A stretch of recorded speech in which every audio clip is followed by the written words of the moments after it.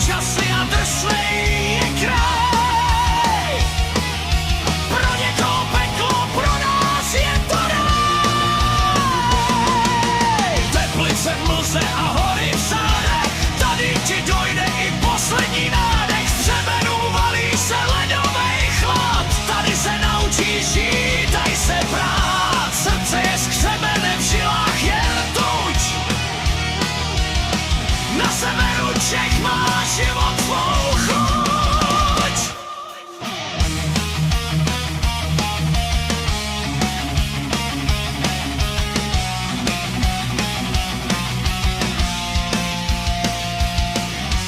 V stínu boře někdy skála trhá mrak,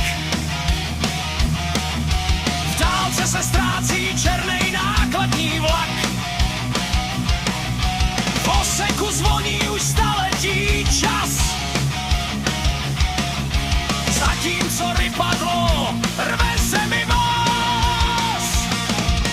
Obří stroje v dírách, co nemají dno, tady se nerodí zlato, jen uhelný sklo.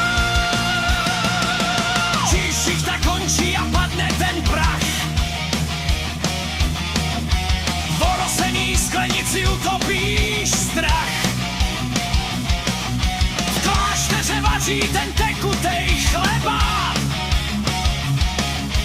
víc než jen pivo je životu třeba. Z hlubokej studní a z hořkýho chmele lejeme sílu do našich duší a do našich těl. Odtuch, co má vítr nám vlaky až k nám, stichnul už stadion, zůstal si sám, ale z hlubin země ten rytmus bije dál. Náš severní revír dál dýchá a žije.